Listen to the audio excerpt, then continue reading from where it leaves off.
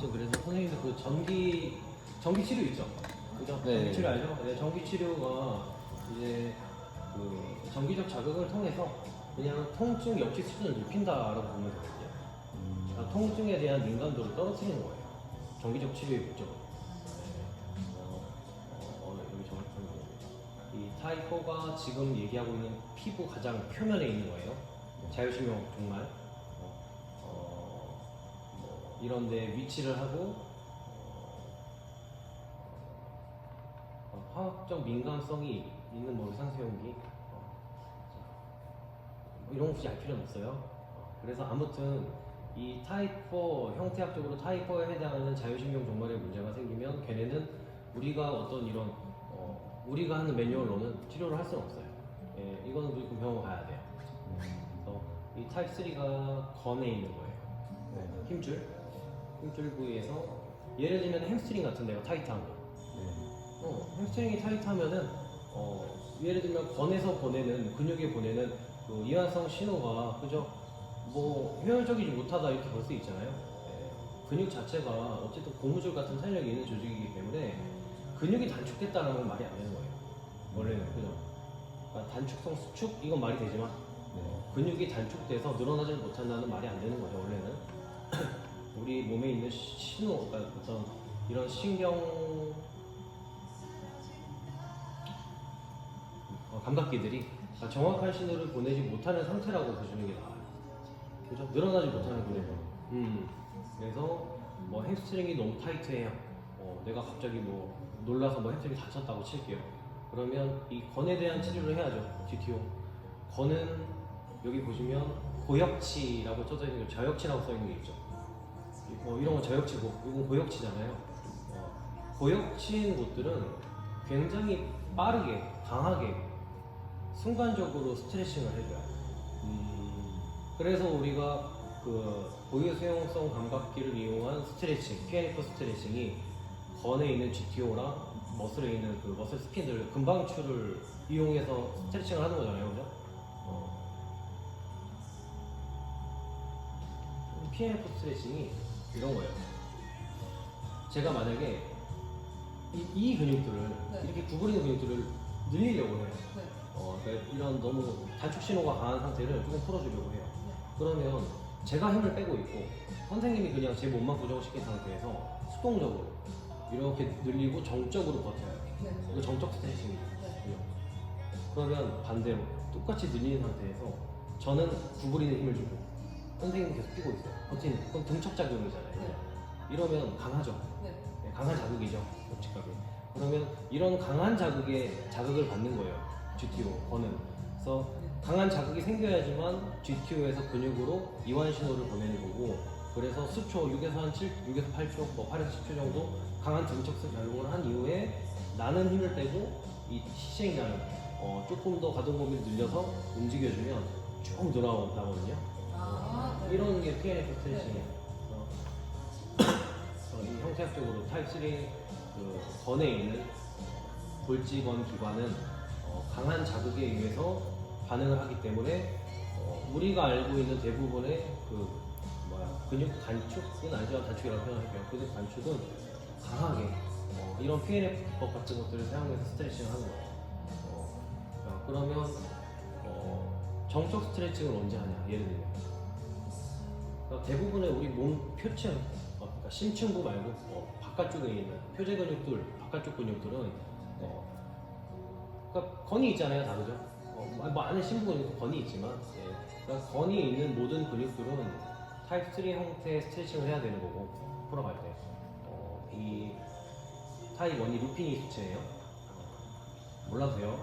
그냥 대충 이런 게 있구나라만 알아도 돼요. 이 루피니 소체 같은 경우는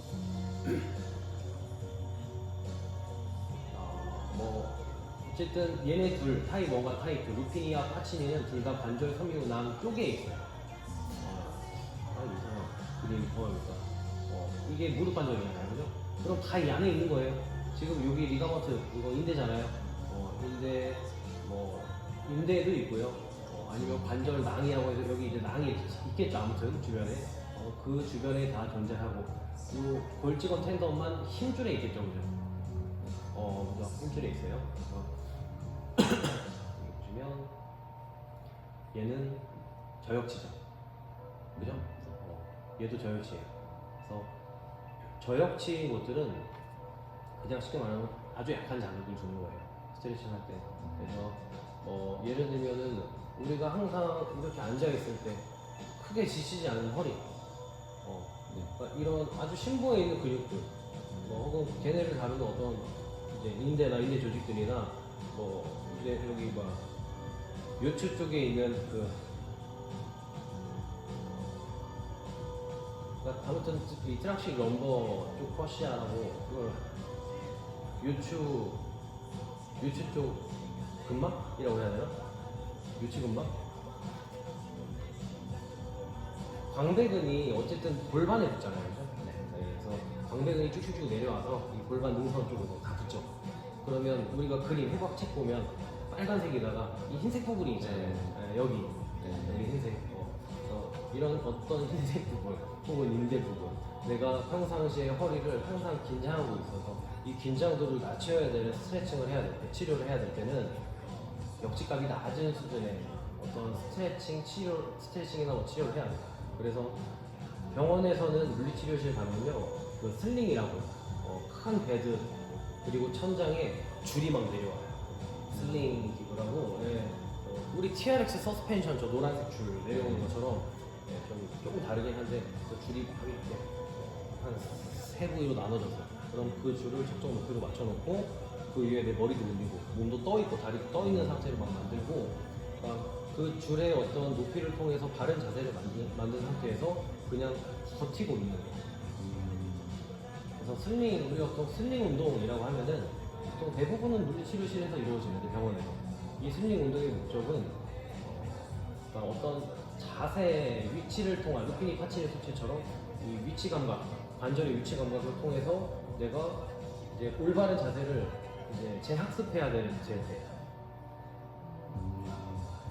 그러니까 선생님들이 서 있을 때 척추가 완전히 올바른 상태는 아닐 거 아니에요, 그죠? 사람마다 조금씩 다르기도 하고, 엑스레이가 없는 이상 볼 수도 없고, 우리는 보통 느낌으로 서 있잖아요. 근데 이제 병원 가서 엑스레이 찍고, 그다음에 치료사들이나 인사운동사들이 어쨌든 파악을 해서 이 사람이 최대한 정적 자세를 만들 수 있게끔 슬링 위에 올려놓고 그 상태에서 버티면 이 타입 1이나 혹은 타입 2, 타입 1이에요 그냥. 타입 1 루피니 소체가 그 올바른 자세로 오랫동안 버티면 그 정확한 자세에서의 어떤 그 인대나 그 주변 관절 주변에 있는 조직들이 뭐라고 표현해야 되지? 저는 이거는 영어로만 해가지고 선생님들이 여기 근육을 이렇게 수축했어요. 그럼 내가 지금 느끼는 이 근육의 톤, 그죠? 근데 실제로 이 정도 수축했을 때 이 정도의 톤이면 안 되는 거라고 생각을 하면, 원래 톤이 좀 더 낮아야 되는 상황이라고 생각을 해보세요. 그러면 슬링 위에서 하는 거는 지금 너무 강해 톤이. 그러면 우선은 정확한 위치를 만들고, 안녕하세요. 네, 감사합니다. 정확한 자세를 만들고, 안 그래도 톤이 높잖아요. 근데 정확한 자세를 만들면 얘 톤이 더 강해지겠죠. 그죠? 그러면 이 위치에서 이 근육이 갖는 긴장도 톤을 계속 낮춰주기 위해서 오랫동안 버티는 거예요. 그러면 서서히 적응을 해요. 얘네들은 천천히. 저역치 서서히 순응한다. 그죠? 이거 이해되죠? 그럼 이거 우리가 어떻게 해야 되냐면, 만약에 내 회원이 허리가 아파요. 근데 앉은 자세, 선 자세를 줬더니 막 하이퍼 익스텐션, 허리가 막 꺾여 있어요. 하이퍼 로도시스, 척추 정말 명심해요. 그러면 이런 사람들은 이 자세가 익숙한 거잖아요. 그죠? 이 정도의 어떤 톤이 내 몸에 항상 싹 입력이 되어 있는 거예요. 그러면 이 톤을 낮춰주기 위해서는 바른 자세에서 오래 앉아 있어야 되는 거죠. 그죠, 그죠? 그래서 대부분 이 타입 1의 치료가 필요한 경우는 제가 말하는 것처럼 이런 어떤 자세적인 부분의 문제, 혹은 관절로 치면은 관절에서의 어떤 안정성이 떨어질 때, 그냥 단순하게 안정성이 떨어지는 상황일 때는 타입 1 형태의 치료를 해야 돼요. 반대 동작을 하면 고역치인가요? 반대 동작을 하면 고역치가 되는 거죠. 예를 들면 그러니까 만약에 이렇게 돼 있어. 익스텐션이니까 굴곡을 하면. 네, 굴곡을 하고 그냥 가만히 있는 이것도 고역치인가? 그러니까 고역치는 아니죠. 이거는. 근데 뭐 상황에 따라 조금 다르죠. 어쨌든 중력이 있고. 네. 예. 그래서 만약에 내가 늘리고 있을 거면 타입 1 치료에 해당하는 거는 뭐 아치베럴 같은 거 있죠. 약간 둥그런 판. 네. 여기에 엎드려 있는 게 낫죠. 그러면 역지값도 낮고, 그러니까 이 어떤 힘도 많이 안 들고 네. 오랫동안 편안하게 내가 지금 자세를 유지할 수 있고. 그래서 선생님들도 허리가 아파요. 우리 어머니 아버지가 허리가 아프시고, 아파요 막 이래요. 그러면 베개 같은 거 배 아래에 두고 그냥 TV 보라고 하는 거예요. 이렇게 오랫동안 누워 계시라고. 그럼 서서히 수능을 하겠죠. 그럼 굉장히 풀리는 거예요. 그러니까 이런 경우는 우리가 쭈무른다고 풀리지 않아요. 오히려 긴장하지. 이해되죠?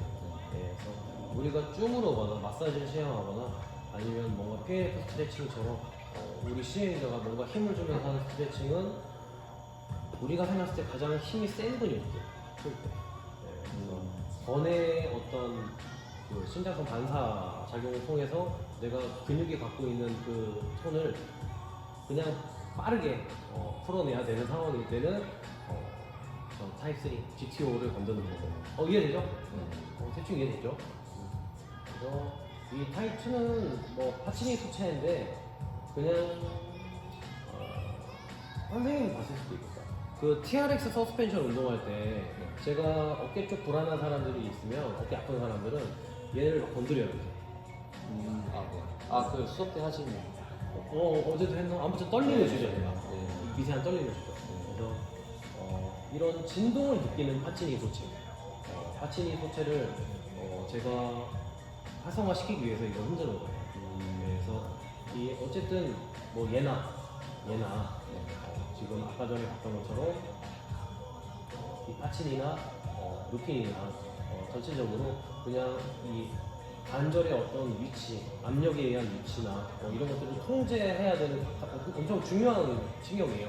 그렇기 때문에 뭐 움직임 패턴에 문제가 있거나 혹은 아까 첫 번째 저 루피니 소체처럼 그냥 안정성이 떨어지는 그냥 우리가 알고 있는 어떤 근육의 문제가 아니라, 근육의 힘의 문제가 아니라 그냥 움직임 패턴에 이상이 있다던가 그런 기능적인 부분들에 문제가 있을 때는 얘네 둘을 어느 정도 이제 건드려줘야 되고,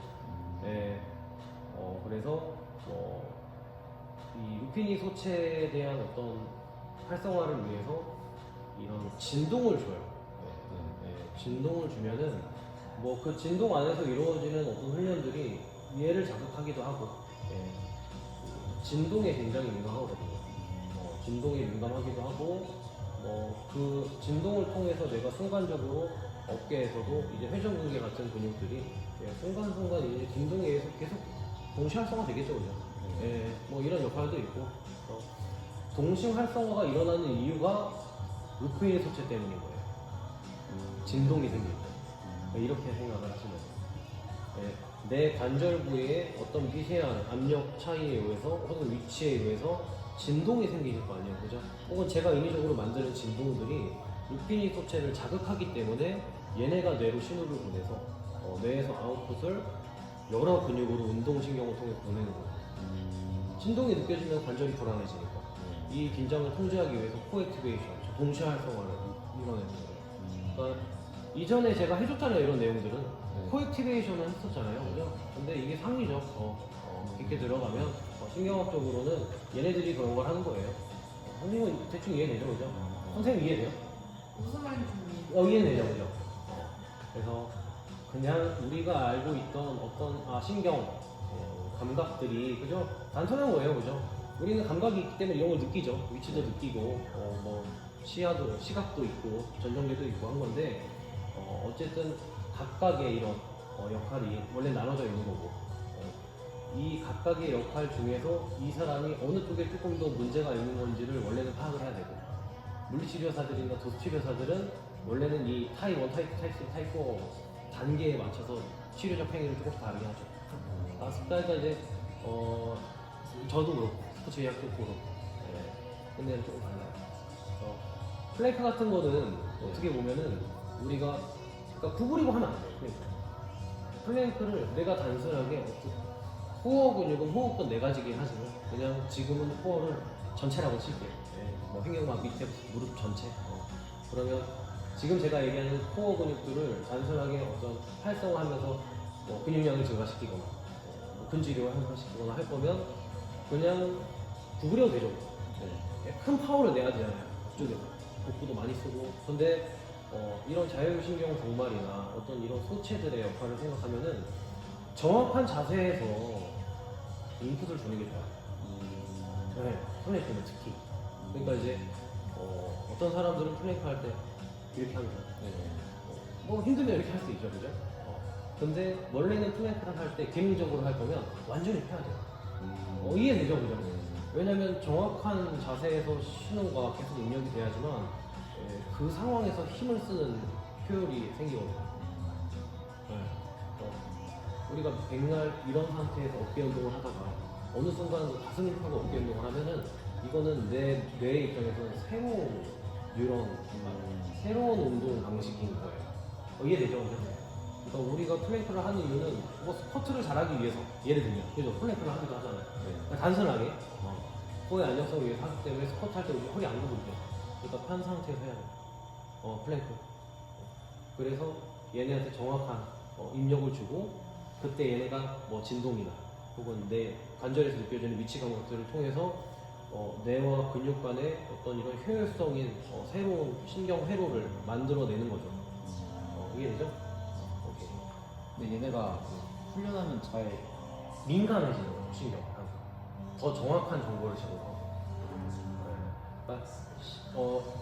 그러니까 얘네가 뭐 신경 가지들, 이런 연적부, 표면에 가는 연적부나 뭐 이 가지들의 두께, 그다음 가지 이 밑단 가지들의 어떤 개수 같은 거, 그다음에 표면의 어떤 넓이는 얘네를 많이 자극할수록 더 많아지고 커지고 두꺼워져요.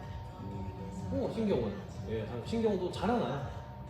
뭐 최근에 TV에서도 막 몇 번 봤는데 이렇게 신경들 막 움직이면서 이렇게 커지면서 죽고 이런 거.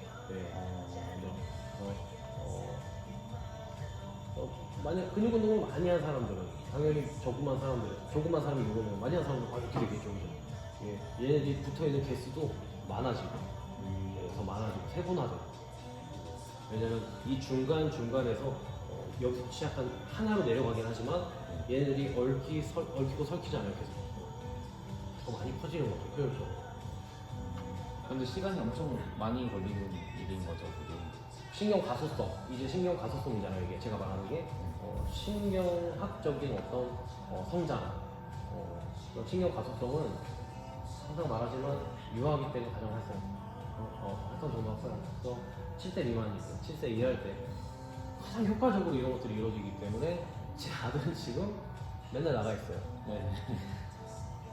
여러 개 보내고 있어요, 지금. 체육 활동 하는데. 그래서 그 이후에도 계속 있어요. 신경 가소성의 어떤 것들은 있고, 그러니까 가장 빠른 거는 어쨌든 그때예요. 유년기 혹은 뭐 청소년기까지. 근데 보통 이제 더 어릴 때, 유아기 때가 가장 활발하고, 그 다음부터는 그래프상으로는 이렇게 막 올라가다가, 그 다음부터 이렇게 가요. 그러다 이제 노화가 시작된 한 30살 이후부터는 서서히 이렇게 거의 뭐 평지죠. 근데 계속 있어요. 어쨌든. 그러니까 운동을 멈추면 안 되는 거예요. 특히 그러니까 오히려 어릴 때가 더 중요해요. 그래서 저는 우리 회원들 중에 애기들이 있는 엄마들한테는 항상 말하죠. 그 엄마들도 알아요. 요즘에는 알죠. 워낙 정보가 많으니까 지금 중학생 이런 애들 공부 중요하지만 운동해라. 헬스 할 필요 없어요. 그죠? 할 필요 없죠. 헬스 못 해요. 애가 좋아하는 거 하세요. 대신 코어를 좀 잘 사용할 수 있는 것들, 수영, 그죠? 뭐가 내가 한쪽 방향으로 회전하는 운동들. 대신 너무 편측성 운동이 되진 않죠. 테니스 같은 건 너무 한쪽만 쓰면 되죠. 좌우 팔 다리를 사용하는 수영 같은 게 좋죠. 아니면 뭐 롤러브레이드를 좀 산다던가.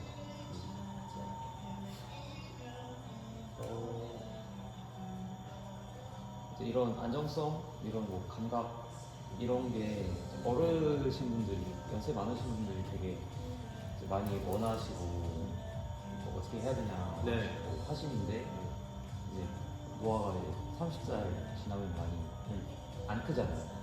그죠. 예. 네. 그러니까 이제 운동을 그래도 계속 꾸준히 했던, 뭐 하물며 테니스라도 치고 있는, 네. 배드민턴이라도 치시는 어머님 아버님들은 이런 어떤 신경학적인 노화 현상이 적어요. 아무래도. 그러니까 적정한 강도에 네. 막 대회를 나갈 정도의 운동을 하는 트레이너들은요 노화가 빨라요 생각보다. 우리가 아는 로니 콜먼 들어봤죠? 로니 네. 콜먼 보디빌더. 걔네 걸어다니지도 못하잖아요 그 선수들은. 그러니까 물론 이제 관절에 노화죠 그분들은, 그죠? 근데 신경학적으로도 받는 이 뇌세포에 뭐 뇌세포나 근육세포에 대한 어떤 그 활성산소 같은 것들의 프리라디컬에 의한 그 노화가 굉장히 빠르게 진행이 되는 거죠. 너무 과하니까. 운동 중에 발생하는 활성산소들이 너무 많으니까. 그래서 우리가 아무리 그 활성산소를 제거하는 거 뭐라 그러죠? 갑자기 기억이 안 나요? 그거 비타민 C 같은 거 먹을 때 뭘 위해서 먹는다고 그러죠? 항산화. 항산화. 네. 아무리 항산화를 열심히 한다고 해도 부족해요. 예, 그렇죠. 그래서 너무 과하게 운동을 하면 안 되고 적정 강도의 운동을 하면은 어쨌든 계속적으로 근육에 대한 이런 자극이 있잖아요. 신경에 대한 자극이 있고. 그러면 노화가 더디죠 훨씬. 노화가 안 일어날 수도 있어요. 근데 일어나긴 해요. 근데 하지만 굉장히 늦을 수 있죠. 그래서 그 운동을 많이 안 하는 노인분들은 그래서 이런 몸에 있는 이런 체성 영역들에 대한 어떤 민감성이 점점 떨어지고 노화도 빠르게 오기 때문에 그냥 이 비전에 대한 의존도가 굉장히 높아지죠. 눈. 그래서 우리가 지금은 여기 뭐 밀실에 우리 셋이 앉아 있고 옆이 다 이런 LED 화면이고, LED 화면 자체가 우리가 마치 차에 타 있는 것처럼 차 모양이고, 근데 갑자기 옆에 화면이 움직이면 우리는 아마 가만히 있을 거예요. 우리는 가만히 있을 거예요. 왜냐면 우리는 이 몸에 대한 감각들이 트레이너들은 좋잖아요, 그죠? 우리는 뭐 눈 감고도 한 발톱이 10초 이상 하잖아요. 근데 노인분들이나 어린이들, 애기들은요 넘어져요. 아직 애기들은 이런 수용기들에 대한 감각이 다시 떨어지고, 노인분들은 얘네들이 노화가 돼서 비전에 의한 의존도가 높기 때문에 휘청하죠. 주변 환경에 대해서 비전의 의존도가 높으니까. 근데 이런 분들을 가지고 얘네를 위한 트레이닝을 보통 하지 않아요. 그냥 노인분들은 그 상황에서 여러 가지 이제 불안정한 요소들을 만들어내고, 우리가 뭐 밸런스 패드 위에 올라간다던가 고수볼 돔볼 위에 올라간다던가, 선생님 들어봤겠죠 저한테 이거. 그래서 그냥 일상생활에서 상의를 입지 않기 위해서 일상생활 때보다 조금 더 오버로드, 그러니까 조금 더 과한, 조금 더 과한 그런 불안정한 요소들을 직접적으로 본인이 계속 경험하게 만드는 거예요. 우리가 운동을 통해서. 그죠? 뭐 넘어질 것 같은 사람도 한 발 서기도 시키고, 밸런스 볼 위에도 올라가고 막 이런 거 있잖아요. 그래서 그냥 학습을 계속적으로 시키는 것 뿐이에요. 그래서 반복 학습을 통해서 얘네들의 어떤 효율적인 그런 반사 속도가 증가하는 건 아니라고 봐요. 그 연구에서는. 그냥 반복적인 학습을 통해서 그냥 그 순간 빠르게 내 몸에서 자동적으로 어떤 작용을 한다기보다는 그냥 내가 생각해서 저 오늘 아침에 넘어질 뻔했는데 바지 잠옷이랑 이거 옷 갈아입으려고 잠옷 벗다가 발에 걸린 거예요. 그래서 옆으로 이렇게 넘어지려고 그러는데 어떻게든 우리 버티죠. 안 넘어질 수 있어요, 그죠? 벽을 순간적으로 짚는다거나 옆쪽 코에 힘을 주면서 이렇게 쓰러지죠. 그죠? 근데 노인들이 이게 안 되는 거예요.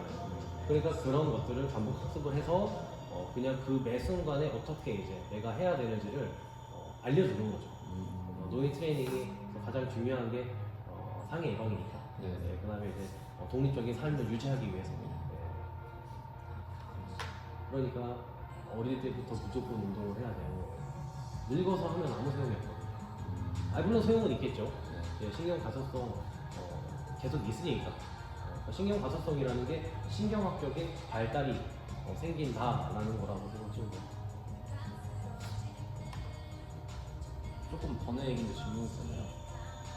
얼마 전에 어떤 영상을 보는데 뭐 팔이 여기까지밖에 안 와요. 근데 막 어떻게 막 해가지고 여기까지 오게 만들었어요. 그러고 나서 점프를 시키니까 이게 또 안 되는 거예요. 여기까지 오던 게 안 돼요. 이게 이거랑 연관이 있나요? 아니죠. 그 점프할 때 그 제자리 점프죠. 그냥 서점프. 그러니까 이거 점프하고 나면 이게 값이 초기화가 된다고 했나? 원래 힘을 내야 되는 상황이라 예전의 패턴으로 돌아간다고 이런 느낌의 말을 했거든요. 뭐로 그 적용을 뭐 했어요? 그때 오래 했어요? 아니면 짧게 했어요? 치료. 치료 짧게 했죠. 그죠? 짧게 했죠. 그러니까 예를 들면 제가 이런 환자가 있어요. 근데 제가 팔꿈치 땡겨요. 전공은 쓴 거잖아요. 그죠? 이거 한번 느끼게 하고 그럼 되잖아요. 그럼 지금 이 느낌을 인지했기 때문에 되는 거예요. 이 사람. 근데 뛰고 나면 이게 다시 못 쓰는 건 아니죠. 내 몸의 입장에서는 이 움직임을 학습했잖아요. 지금. 여기다 손 올리고 팔꿈치를 내미는 움직임을 학습한 거예요. 근데 다만 이걸 내가 다시 꺼내 쓸 수는 없는 거예요. 내 뇌는 아는데 아직 반복 학습이 덜 됐잖아요. 인지는 돼 있는 거예요. 뉴런은 만들어졌어.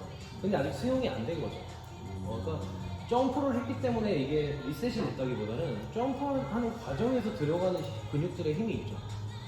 우리가 팔을 앞으로 내밀진 않잖아요. 점프할 때. 오히려 승모근을 써요. 뒤쪽에서 등에. 그러면 내가 지금 날개뼈를 순간적으로 뒤로 당겨 놓는단 말이에요. 점프를 하면. 그러면 당겨져 있는 상태에서 내가 점프를 했기 때문에 지금 내려오면 지금 힘 들어가 있거든요. 이걸 다시 못하는 것 뿐이죠. 그러니까 이런 맥락이었을 거예요. 주동근, 기단근 관계인 거잖아요. 어떻게 보면. 앞쪽 내밀기, 뒤쪽 당김. 뭐 그런 맥락이 아닐까요? 저는 그렇게 생각하는데 얘네와는 연관성이 없거든요. 어떻게 생각하든 점프. 근데 근막경선을 생각하면은 제가 말한 맥락이고 뭐 점프할 때 힘이 들어가는 근육들이 라인들이 있잖아요. 이렇게. 근막경선을 생각했을 때 제가 말한 내용이 맞고 그래서 이제 뭐 어깨가 불편할 때 이 발등 쪽 풀어주는 치료사들도 되게 많아요. 어깨가 불편한데 발등 위쪽 근육들을 풀어요. 왜냐면 근막으로 다 연결돼 있으니까. 근막 경선이라는 그런 내용으로는 다 연결이 되어 있으니까.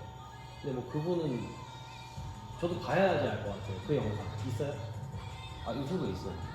뭐라고 쳐야 돼요? 마성호 선수 치면 마성호? 어디 리더가 있는데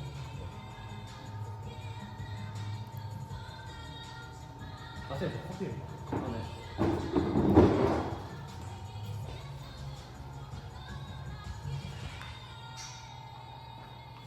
여기 이 사람 맞아요?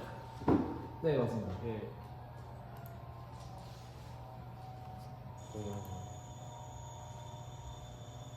이 뒤에 아무것도 없죠 지금? 네 맞습니다.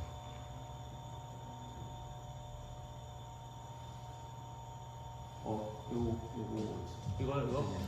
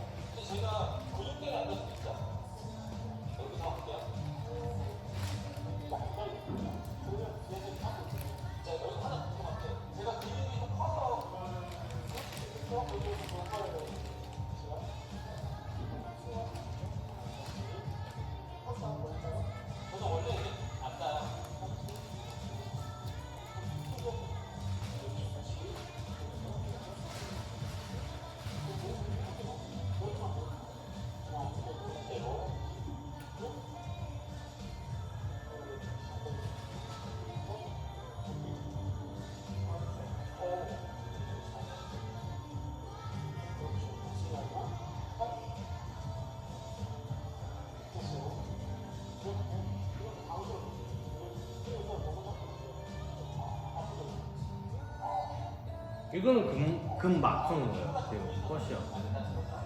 피부 뜯는 거는 유착 푸는 거예요. 유착.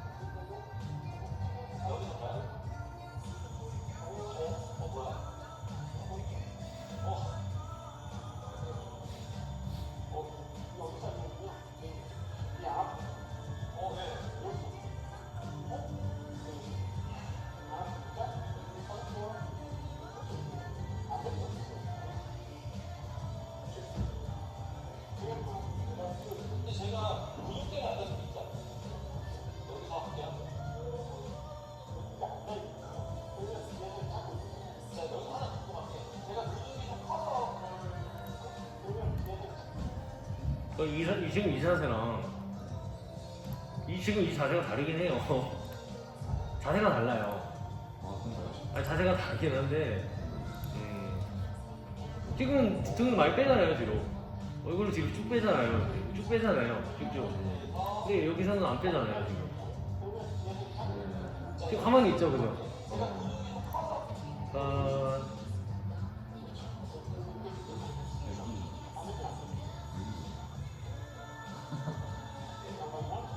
야, 이것도 말이 많은 거예요. 이 근막도 근막 치료가 되게 말이 많아요.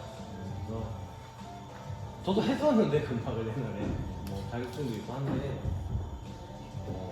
이 유착이 있긴 해, 느껴지긴 해요. 피부를 잡아보면. 그래서 보통 잘 풀려 있는 피부는 이렇게 늘어나야 돼요. 이렇게 미끄러져야 돼요. 근데 예를 들면 저희 수술하는 데 같은 경우는 유착이 있겠죠, 그죠? 안 미끄러져요, 하나도. 제가 느꼈을 때 하나도 안 미끄러지거든요, 지금 여기는. 잡으면 뭔가 팽팽한 띠가 느껴져요. 이게 뭐 흉터일 수도 있지만 이런 데 잡히지도 않아요. 네. 그럼 지금 여기 유착이 있는 거예요. 그러니까 흉터 조직들이 아물면서 이렇게 재생이 돼야 되는데 흉터 조직이 약간 제대로 아물지 않고 그대로 흉터로 남아있는 것들이 저도 이런 게 몇 개가 있거든요. 예, 그냥 검은색 흉터 조직이, 아는 조직이 그대로. 그러면 이런 것들이 우리가 이제 유착이라고 표현하는 거고, 트리거 포인트.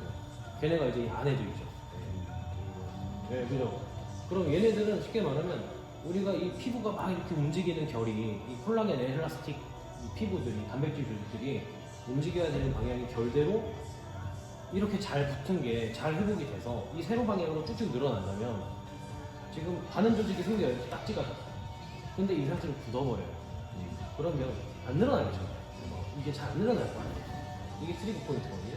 그래서 지금 이 사람이 하는 내용은 그거예요. 그냥 여기가 잡고 있다. 근데 오른쪽이 앞서가 있잖아요. 그러면 지금 우리가 오른쪽 정거근부터 시작해서 오른쪽 능형근, 날개뼈 안으로 잡는 거죠. 능형근이 늘어나야 정거근을 쓸 수 있죠, 그죠? 네. 예를 들면 그죠? 그러면 뭐 능형근이 늘어나야 정거근을 쓰는데 저는 이쪽이 잘 안 움직여요. 근데 저는 이쪽이 타이트하긴 하거든요. 네. 저 안쪽이. 그러면 여기를 풀어주면 아마 가긴 할 거예요. 근데 저는 이제 제가 저 못하니까 안 하는데 이 사람은 그런 맥락에서 하는 거 같고. 점프는 언제예요? 그리고 이제 네, 이제 한 번.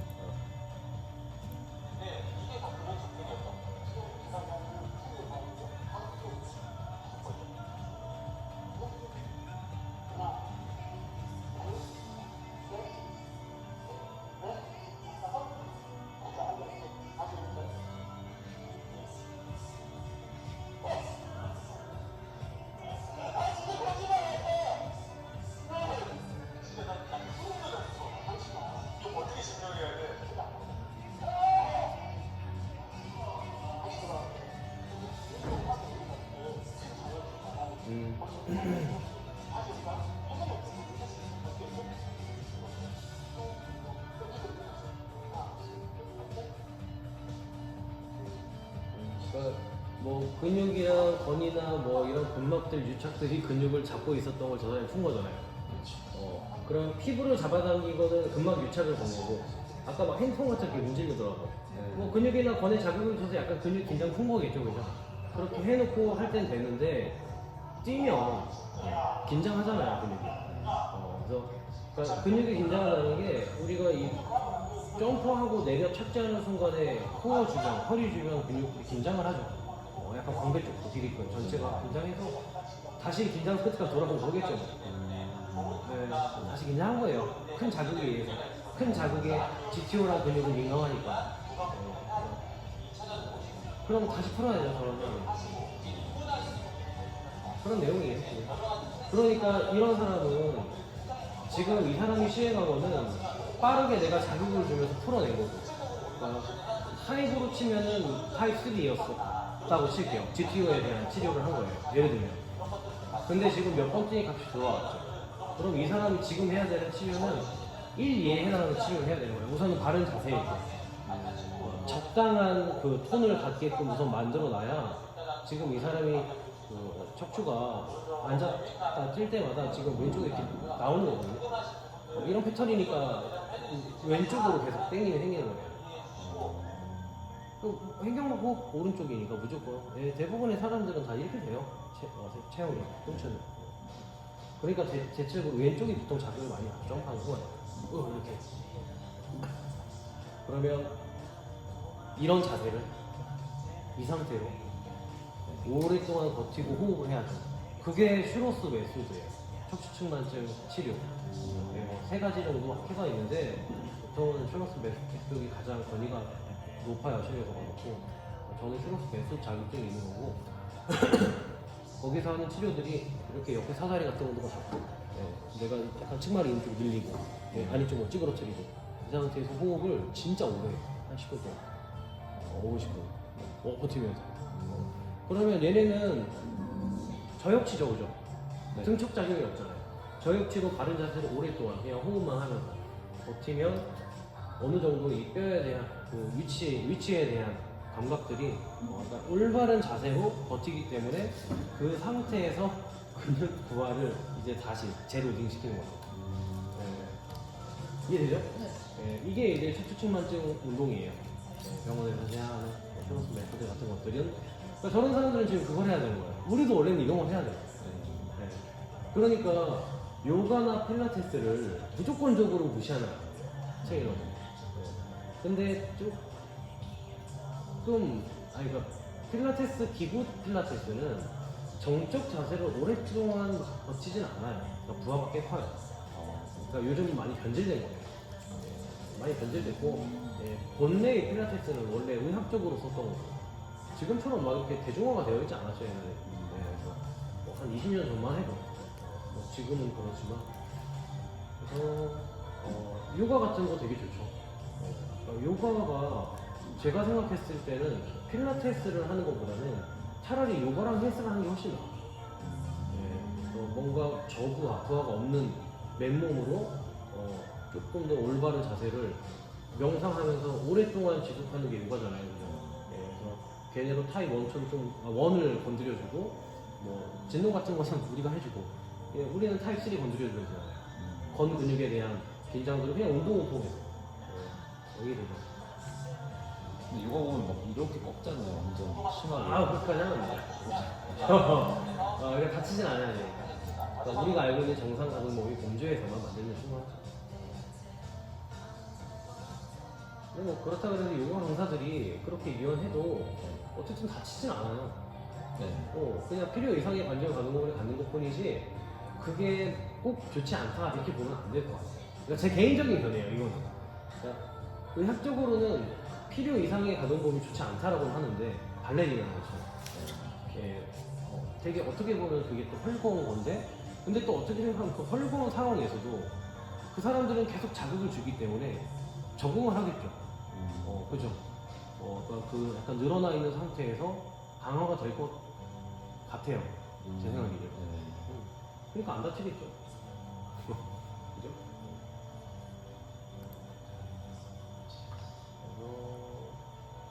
그래서 선생님들도 부근동인 사람들 집에서 허리 뒤에 베개를 깔고 한 10분 정도 누워서 호흡을 한다던가 허리가 항상 좀 뻣뻣하게 꺾여서 이런 자세 취하고 있는 사무직분들 많아요. 특히 그 영업하는 분들 혹은 인포메이션 백화점 근무하는 분들은 옛날에 로봇이잖아요. 그런 분들은 반대로 베개를 배 쪽에다 두고 좀 이렇게 엎드려서 집에서 한 10분, 15분 정도 편안하게 호흡하는 게 허리 통증에 굉장히 도움이 되겠죠. 그죠? 주무른다고 해결되는 게 아니니까 그거는 아시겠죠, 그죠? 우리가 주물러야 되는 곳은 허벅지, 뭐 이두근 이런 데예요. 이해되죠? 네. 추천근 천층 근육들 궁금한 거 궁금하신 거 혹시 선생님 선생님 다 물어봤어요? 선생님 물어봤어요? 전에 우선 마시면서 네. 이거 카페라떼가? 아닌가? 나 이거 맞는 거 같은데? 어디 보고 이건 아메리카노. 감사합니다. 네. 고맙습니다. 네. 그때 이거 없어요? 이거 없더라고요. 아니 괜찮아요.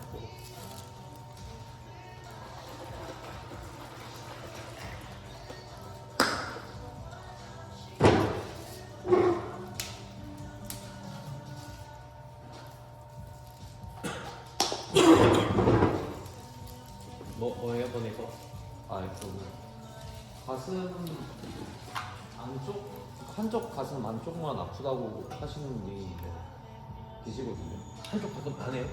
네, 이게 뭐 근육인지 뼈인지 모르겠다는데 네. 뻐근하고 굽힐 때도 펼 때도 그냥 되게 뜬금없는 타이밍에 자꾸 여기 아픈 거 같아 막 이러시더라고요. 왜 그러는가? 펼 때도 아프고 굽을 때도 아프고. 네. 선생님 만지면 여자예요? 네, 여자 선생님. 말로만 그냥 여쭤봤는데 여기 흉골 주변에 근육이 되게 많아요. 근육의 확률이 굉장히 높죠. 움직일 때 통증이 발생한다면. 네.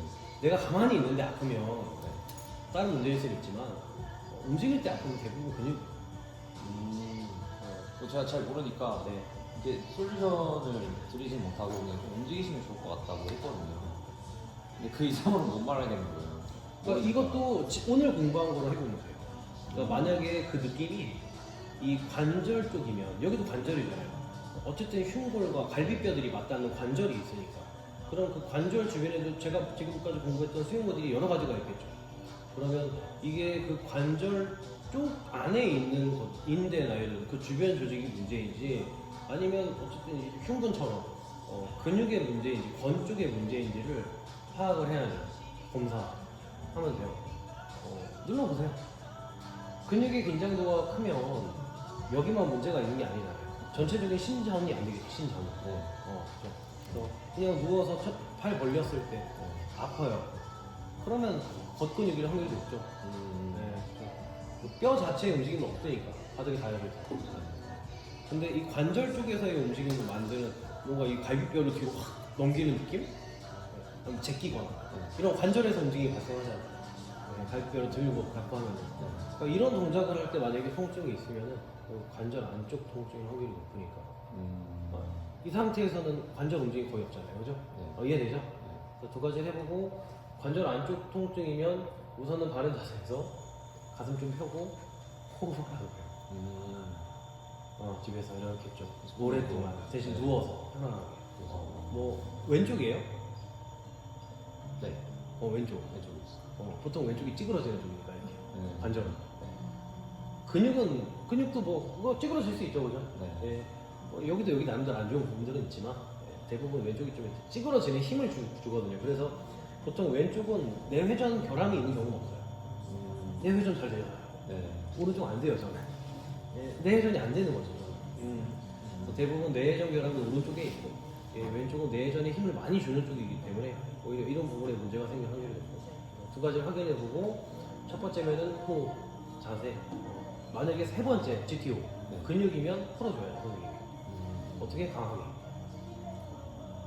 통증 참을 수 있을 정도로 표현을 통증 역치수를 0에서 뭐 1부터 10이면 한 4, 5 단계 정도까지 뭐 압박 마사지를 한다던가 이 부위를 직접적으로 건 부위를 아니면 뭐 PNF 조금씩 가동을 늘려보고 좀 많이 아파셔도 그거를 부러진 건 아니겠죠.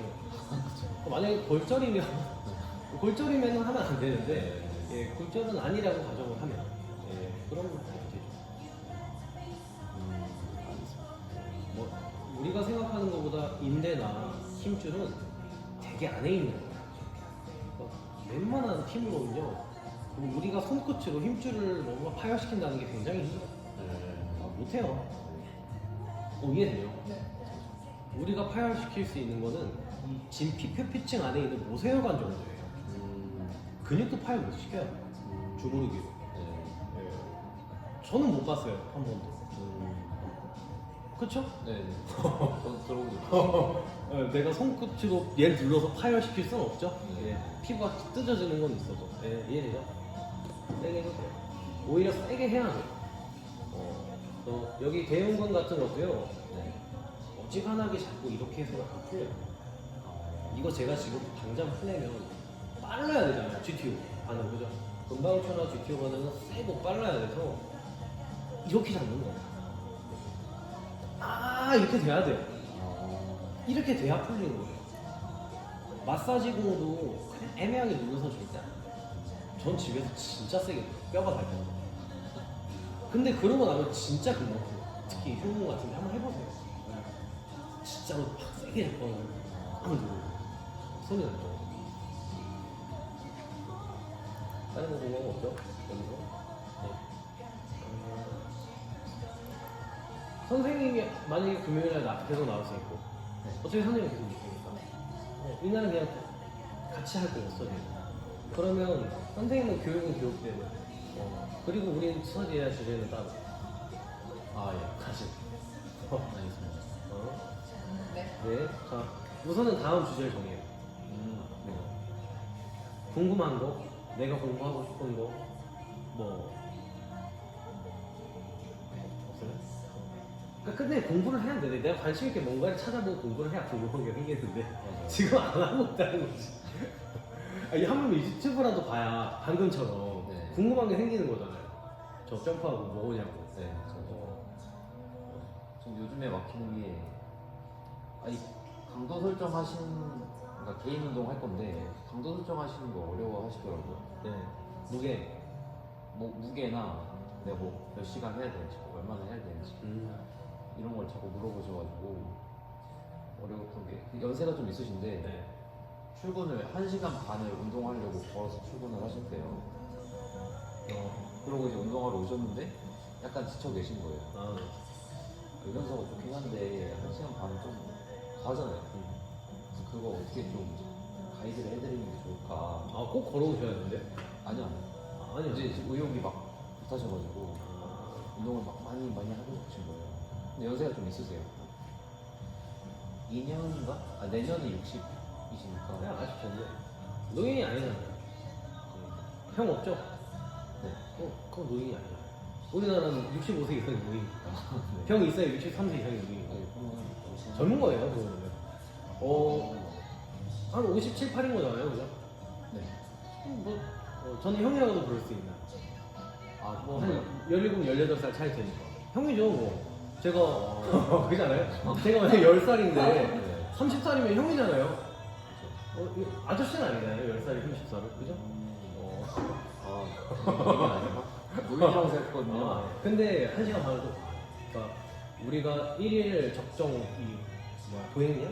걷기. 옛날에는 막 7,000보 이렇게 걸어가고 요즘에 5,000보 이상 걷지 말래잖아요. 아 진짜요? 우리가 체육 대학은 배우죠 이것도 그죠? 운동량 매수로 계산해서 개인이 따라 다르지만 보통 하루 적정 이 걷기 수 의학적으로는 스포츠량 말고 의학적으로는 한 5,000에서 7,000보까지 매시면 그러니까 막 하루에 10,000보 과하다는 거예요. 노인분들이 어른이 걷기로 운동을 하기 위해서 하루에 7,000보 이상 걷는 건 오히려 관절이 안 좋다 이거예요.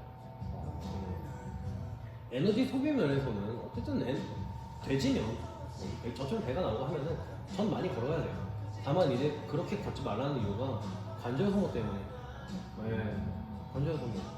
그 정도 걷는다고 해서 걷기로는 막 탈진 안 해요, 그죠? 실제로 운동 중 탈진은 엘리트 선수 아니면 경험해보지 못해요. 다만 이제 관절 소비 때문에 그걸 조금 지양해야 돼요. 그러니까 이제 못하게 해야 돼요, 원래는. 그러니까 아직 건강하기 때문에 아까워하지 않는 거예요, 그거. 이 무릎 관절에 대한 어떤 통증을 한번 느낀 사람들은 못 걷죠, 그렇게. 제가 엄마랑 걷기 운동을 할 때 15,000보 넘었어요. 그러니까 네. 너무 과한 거예요. 과하죠, 엄청 과하죠. 그리고 걷기는 운동이 아니라고요. 걷기는 그냥 걷기예요. 네. 의사분들이 얘기하는 거예요. 요즘 TV에 나와서 전문가분들이 제 얘기가 아니라 걷기는 운동이 아니다. 걷기는 운동이 아니에요, 진짜. 그죠? 그 걷기를 통해서 내 몸에서 발생하는 칼로리량은 운동으로 사용할 수 없어요.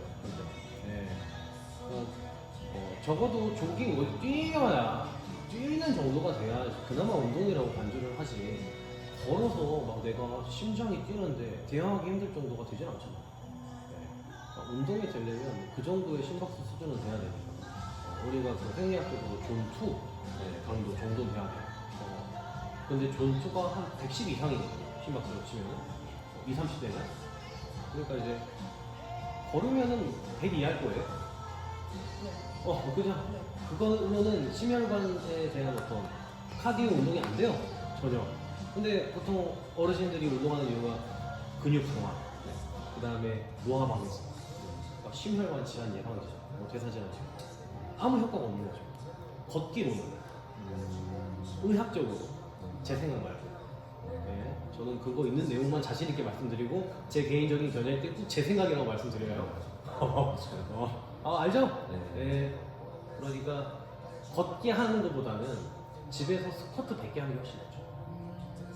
어머니 차라리 뭐 내가 조금 더 짜주면 어머니가 막 버피 테스트 같은 너무 역동적인 건 힘드실 테니까 그냥 뭐 스쿼트 같은 것도 그냥 맨 땅에서 말고 뭐 가볍게 소파에 앉았다 이러거나 뭐 이런 것부터 시작해서 그 다음에 뭐 푸시업 같은 거 힘들면 그냥 벽 대고 살짝 이렇게 차라리 이런 게 훨씬 낫죠. 근데 이제 걷는 게 좋아서 걷는 거잖아요, 그죠? 근데 그건 운동 효과가 없으니까 병원에서 그 걷기를 추천하더라도 그 의사 말을 들으면 안 돼요. 그 의사는 모르기 때문에 그렇게 얘기를 하는 거거든요. 걷기를 하루에 15,000보씩 해보셨어요? 물어보세요. 안 걸어본 의사들이 걷기를 보통 추천을 하고 모르는 사람들이 애초에 걷기를 추천하는 의사면 아프지 않은 거예요.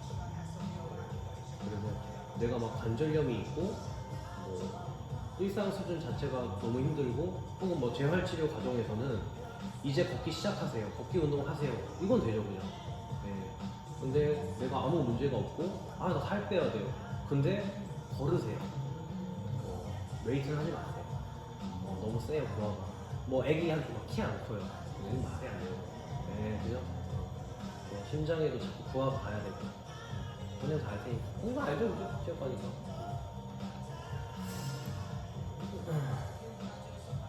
진짜 많이 나온다. 15,000원.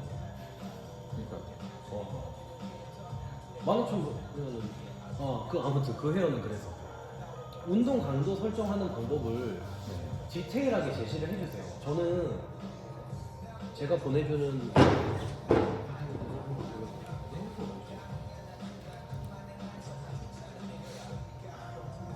쉬고 싶으면 얘기해요. 어차피 우리 2시까지만 할 거예요. 네. 화장실 안 가도 돼요? 네.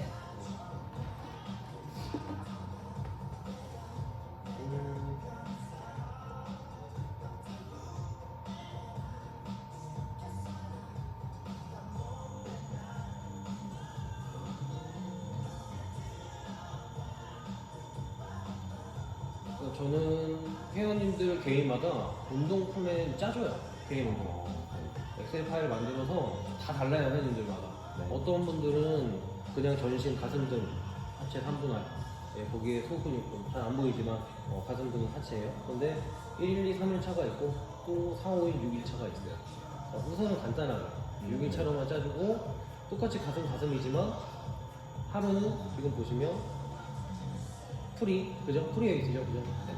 프리웨이트잖아요, 보통. 그 다음에 복합관절 운동 하나 정도만 단위관절 운동. 그러면 이런 날은 지금 K1 머신이니까 조금 쉽잖아요, 그죠? 자세 잡기. 원암이니까 그래도 낫죠. 근데 다음 날은 이제 스미스 머신인 거예요. 그래서 하루는 조금 고볼륨의 운동들, 프리웨이트, 강도 높게 하는 날이 있고, 그렇지 않은 날은 조금 더 자극 위주로 스미스 머신에 이게 가장 이제 빈도수를 많이 하는 거예요. 그래서 이런 날은 조금 가벼운 운동들을 더 많이 껴놓죠. 그냥. 그래서 하루는 조금 주기하로 치면은 약간 운동 볼륨, 총 볼륨이 좀 높게, 하루는 조금 낮게. 이런 식으로 전체적으로 좀 짜서 운동 프로그램 제시하고 여기 밑에 그냥 간단하게 써놔요. 저는 다 설명을 해주지만 이 사람들이 기억을 못하니까 전문가들이 얘기하는 하루 총 운동 적정 세트 수는 보통 하루로 치진 않고 일주일 주기로 한 부위 운동을 5, 60세트 정도를 하라고 얘기해요. 한 부위. 네. 그러니까 만약에 오늘 가슴 하면 5, 60이니까 적어도 25에서 30세트는 해야 되는 거예요. 이해되죠? 가슴에 대한 훈련. 그러니까 근매수업, 효율적인 근매수업이나 근력을 위해서.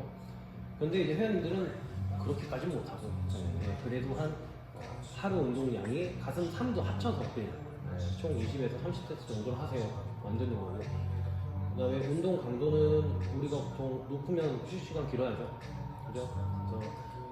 그래서 프리웨이트 중에서도 뭐 중량보다 좀 높은 운동들은 휴식 시간을 뭐 2분 이상 쉬기도 하죠. 2분 30초 2분. 근데 일반적인 강도 내에서 뭐 한 10번 이상 반복하는 횟수면 1분 이상 안 쉬어요. 네, 선행 논문들 다 교집합해서 메타 분석해보면 보통 30초에서 60초를 추천하는데 보통 60초를 추천해요. 그래서 60초 정도 쉬었을 때 에너지 효율성 면에서 가장 효율적이다. 너무 많이 쉬면 효율성이 떨어지죠. 그래서 일반적인 회원들 중에서도 좀 나이가 많은 분들은 4번, 6번 드는 무게 무겁잖아요. 위험하잖아요. 안 시켜요, 저는. 젊은 친구들은 하라고 해요, 그 범위도. 해야죠, 그죠? 스트레스 훈련 해야 되니까. 그래서 우리가 피라미드 세트법. 알잖아요. 그래서 일반적으로 복합관절 운동은 강도가 높아도 생각보다 안전하기 때문에 그 범위의 운동을 공시키고 스트레스 훈련. 그렇지 않은 단일관절 운동들은 맥시멈 강도를 저 같은 경우는 보통 12에서 15 아래까지만 시켜요. 약간 숙련자면 물론 무겁게 시키죠. 근데 이제 일반 회원님들 대상으로는 팩티클라이를 막 7번, 8번 하는 무게를 절대 시키지 않아요. 부상의 위험이 높고 자극을 못 느낄 확률이 훨씬 높거든요. 어떤 보상 자극이 생기겠죠.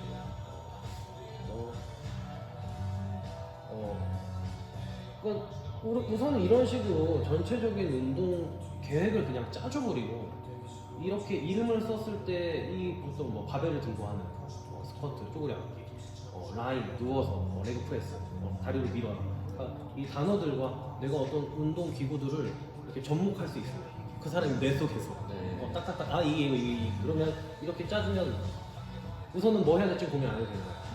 그 다음 강도 설정은 제가 이런 식으로 설명한 것처럼 대략적으로 근 매스업은 7에서 11번, 1번에서 11번 들 수 있는 범위, 근 지구력은 12번에서 15번 들 수 있는 무게 범위 말해주고 여기 옆에다 빈칸 두고 종이로 뽑아주세요. 나이 든 사람들 적어보라고 하세요. 회원님 오늘 이 운동도 뭔지 아시죠? 세트도 정해서 주세요. 선생님 총 6가지니까 하나당 한 3세트씩 하면은 6, 3, 18 한 2세트 정도 되니까 초보자는 대충 그 정도 해서 자 3세트 하시는데 워밍업 세트는 가벼워야 돼요. 한 20번 정도 할 수 있는 무게, 16번에 20번 할 수 있는 무게로 하셔야 되는데 그 무게 뭔지 모르시잖아요. 그냥 가벼운 무게, 제일 가벼운 무게부터 무게 추론하는 운동. 근데 만약에 20개 했는데 이 사람이 느끼는 운동 자각도가 그 이후로 몇 개 더 할 수 있는지 운동 자각도가 한 개, 2개, 3개, 4개 더 많아요. 그러면 그것조차도 워밍업 훈련이 안 되는 거예요. 이해되죠? 찾아가라고 하셔야 돼요. 운동 강도를. 그래야 본인이 이런 걸 자꾸 해봐야 알죠. 내가 어떻게 운동을 이렇게 하고 있어요? 이런 걸 물어보는 거예요? 저는 이렇게 해요. 그래서 본인이 이론을 어느 정도 알아야 그래야 나중에 개인 운동할 때 그러면 그때 가서도 내가 지금과 똑같은 무게를 드는 게 아니라 그때 같은 기구를 측정했을 때 내가 12번에서 15번이 딱 실패 지점인 무게가 나한테 있어서는 근지구력을 강화시키는 운동 범위구나. 이런 맥락을 이해하고 있어야죠. 그래야 운동을 조금 쉬면서 일을 하고 있기 때문에 PT를 계속 받을 건 아니잖아요. 내 회원들이, 그죠? 운동은 계속 할 수는 있지만, 그러면 어쨌든 PT 할 때만큼은 운동량이 안 뽑아질 거라. 하지만 어느 순간 갑자기 또 의지가 생겨서 본인이 개인 운동을 하게 됐을 때 불현듯 앉아서 옛날 무게를 꼽지 않고 측정을 하려고 하겠죠. 그때 자기 자신의 운동 성향에 맞는 운동 강도를 측정을 할 거예요. 그래서 그 이론을 적어주셔야 돼요. 저는 이론이 적혀진 파일을 하나 드리고요. 그 다음에 운동 계획표를 하나 이렇게 뽑아서 이렇게 해드려요. 이거 엑셀 파일 그냥 드려요. 그럼 여기다 이렇게 적을 수 있으니까 본인이 핸드폰으로 콜라뷰 같은 식으로 이렇게 써서. 그래서 그러면 중량 증가 언제 해야 돼요? 그거는 NSCA에 써있는 툴을 여기 다 있어요. 나중에 중량 증가를 해야 되는 타이밍은 제가 이두근 바이셉스 컬을 10kg로 10개 3세트 됐어요. 실패지점이. 근데 다음번에 12번 되네. 한 번 더 했더니 또 12개. 근데 마지막 지쳐 10개. 올라갔어. 그럼 한 번 더 확인해야 돼요. 다음 이두근 때 또 12개.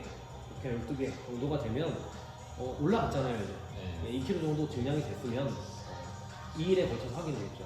그럼 그 다음에 이제 보통 상체 같은 경우는 한 뭐 2에서 4kg 예, 작은 근육 부위 예, 증량시키는 거고 하체는 한 4에서 6kg 최대한 8kg 정도 증량시키는 거예요.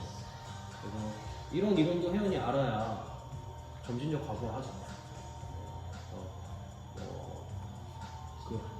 이 더프라고 1일 파동량 주기야 선생님을 들어보셨어요. 네, 제가 이 운동 계획을 짤 때 항상 이렇게 올라가는 강도가 되진 않아야 돼요. 왜냐면 끝내는 이런 직선형 파동이 되면 파동이 아니라 직선형 주기화가 되면은 가장 고점이 됐을 때는 끝내는 항증 상태가 될 수밖에 없어요. 한계가 있으니까 이 사람. 그래서 파동을 그리라고 얘기하는 거죠. 자, 파동을 그리면 아무튼 한계가 없어져요. 이거는 책을 보세요. 네. 그쵸. 어느 정도 수준의 한계는 있겠죠. 제가 얘기하는 맥락이 여기 이제 무슨 뜻인지 알아요. 아이고, 세상에 풀어서 또 얘기하기가 좀 복잡해서 책에 되게 간단하게 나와 있습니다. 그래서 아무튼 그래서 특허2를 또 무게중량 어떻게 해야 되는지, 그다음 하루 총 세트 수 어느 정도가 적정한지, 그다음에 그 운동 사이 쉬는 시간, 뭐 약간 스트렝스 훈련 하는 분들은 젊은 친구들은 뭐 4번에서 6번 정도 드는 무게를 하는 분들은 그 운동하고 세트 사이에 쉬는 시간을 뭐 한 최대 2분 정도 쉬어야 됩니다. 반대로 내가 근매 수업 단위 한 7번에서 11번 정도까지만 드는 사람들은 1분만 쉬면 충분한 거예요. 왜냐면 훈련 시간이 길어져봤자 손해예요. 내가 20세트를 하면 1시간 이내에 끝내는 게 가장 좋은 거예요. 이거를 내가 막 자극 느끼면서 충분히 쉬면서 똑같은 세트 수마다 똑같은 횟수를 하려고 해요. 그죠? 오래 쉬면 더 많이 할 수 있잖아요. 그 ATP를 채워나가기 위해서 오래 쉬고 해봤자 전체적인 맥락에서는 운동 효율이 떨어져요. 이것도 여러 가지 이유가 있어요. 어딘가 나와요, 책에. 근육이 받는 자극은 무조건 짧고 강해야 돼요. 그래야 계속 성장해요. 그러면 뭐 이 정도만 이제 알려주면 될 거 아니에요, 강도선. 네. 그죠? 뭐 알아서 선생님이 주기화 해줬고, 분할하면 어떻게 할 때만 정한 다음에 그냥 계획표를 짜줘버리고, 이 사람이 나랑 PT 때 했던 운동들을 토대로 아는 운동 안에서 해야 돼요. 갑자기 생뚱맞게 모르는 거 여기다 써놓으면 안 돼요. 이분이 목적이 조금 다르신데 골프 비거리가 늘고 싶다고 하신 거예요. 네. 근데 뭐 웨이트로 제가 그렇게 직접적인 도움이 되는 동작은 잘 모르거든요. 그래서 대표님 골프 잘 아시니까 물어보고 싶었는데 지금 같이 있어 여쭤봐도 되나요? 네. 괜찮아요. 그러면 비거리 늘리는데 뭐를 하면 좋나요? 뭐 회전 운동, 무조건 회전 운동. 그리고 버티는 거나 뭐 파워 프레스나 이렇게 저번에 보여주신 뭐 그런 거 했었는데 그러니까 진짜 엄청 강도 높게 하면은 우리는 지금 없어요. 그 월볼 같은 거 있죠. 근데 손잡이가 있는 둥그런 무거운 공이 있어요. 그런 걸 잡고 도약 점프를 해요, 제자리에. 어느 정도 수준으로 운동을 해야 진짜 효과적이냐면 보통 선수들은 여기서 하는 일반적인 수준의 강도 운동 안 해요. 저도 엘리트 선수들을 옛날에는 해봤으니까 걔네들은 예를 들면 이런 운동 시켜요. 저는 이제 늙어서 잘 안 될 거야. 아프고 아프긴 한데 제가 점프해서 이런 운동 있잖아요. 이거를 동작 하는 거예요. 이렇게. 저 지금 잘 안 되는데 오랜만에 해서 이해되죠? 그래야 내가 순간적인 방향전환 그리고 그 안에서 코어 자세 잡는 거. 이걸 시키시면 그리고 기겁하실 것 같은데. 저 케이블 머신에서도 만약에 스윙 연습을, 그러니까 비거리를 위해서 스윙을 하는 그 로테이션 훈련을 시키면 그냥 5km 이렇게 끼고 하는 게 아니에요. 파워가 나와야 돼요, 무조건. 진짜 제가 했을 때도 옛날에도 이 파워가 그냥 이 정도 수준으로 나오는 게 아니라 이거 제가 땡기면은 이런 느낌이 나야 돼요. 그래야 여기 쓰죠. 얘를 쓰고 지면 말고 쓰고. 이거 막 5kg면요 솔직히 그 사람들 허리 써요. 허리 쓰는 거예요. 이거 엉덩이 안 움직이잖아요. 허리 지금 비틀고 있는 거거든요. 흉추를 쓰면 몸이 움직여요. 몸이 움직이죠. 그래서 그 정도 강도가 나와야 돼요. 근데 이 허리가 또 회전에 약하잖아요. 약하죠. 근데 이제 연세도 있으시니까 막 이렇게 과감하게 지금 못했지. 맞아 노인은 아니지만 약간 네. 어 어, 약간 이런 거 생각해보세요. 제가 만약에 닭다리를 뜯어야 돼 통닭에서.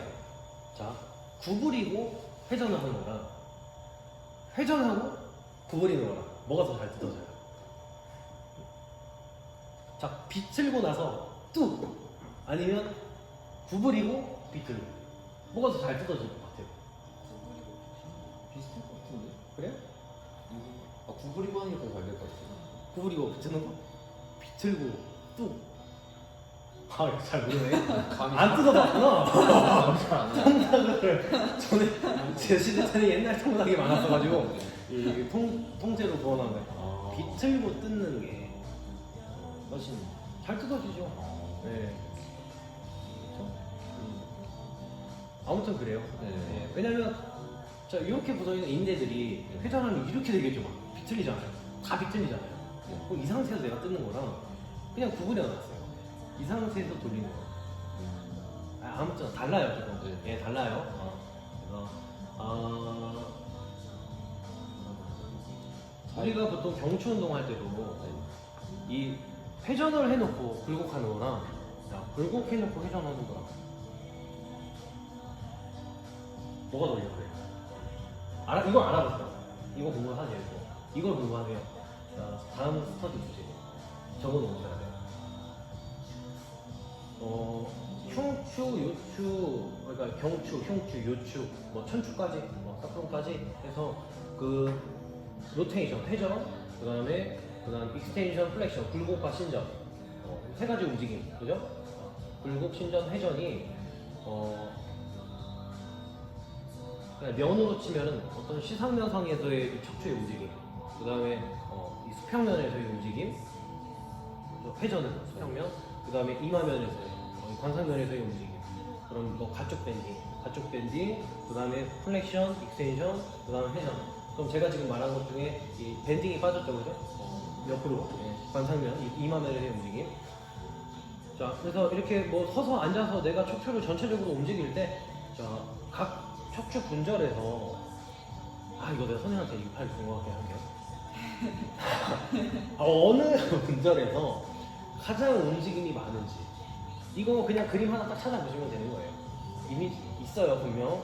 네. 그래서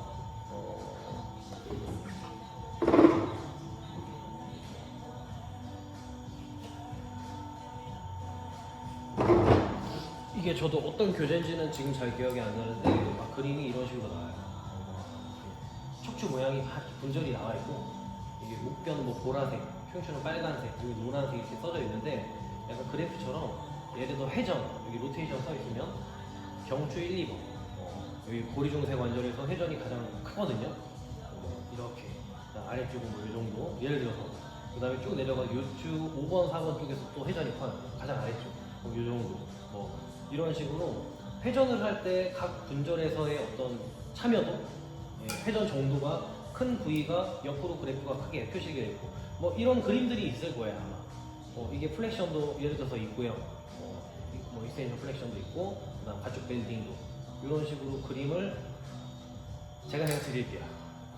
이거를 보고 조금 기억을 하셔야 돼요. 이거는 보고 기억하시고 그러면 제가 지금 설명드렸던 그러면 과연 내가 허리를 쫙 피는 익스텐션을 천장을 고정으로 익스텐션을 하고 회전을 하는 것과 반대로 여기서 회전을 해놓고 익스텐션을 하는 것 중에서 그냥 척추 관절에 대한 어떤 상해의 위험이 어떤 게 더 큰지 이런 거. 왜? 이거는 가급적이면 근거가 있는 내용들을 찾아오세요. 그냥 인터넷에 떠도는 아무도 모르는 블로거들이 쓴 거 말고 뭐 물리치료사가 유튜브에서 설명을 해주거나 의사나 아니면 뭐 논문을 찾아보죠. 그 구글 스칼라 같은 데서 뭐 아무거나 어쨌든 근거가 있는 거. 그래서 하나만 보시면 안 돼요, 그죠? 모든 사람들이 하는 내용이 똑같아야 되기 때문에 한 두세 명 거 찾아서 그냥 내용만 대충 추려서 뭐 정리하세요. 글을 뭐 대충 요 정도 정리해서 요 정도 크가 정리해서 이렇게 이게 맞다 왜 뭐 때문에 정리해서 얘기를 할 수 있게 해놔세요.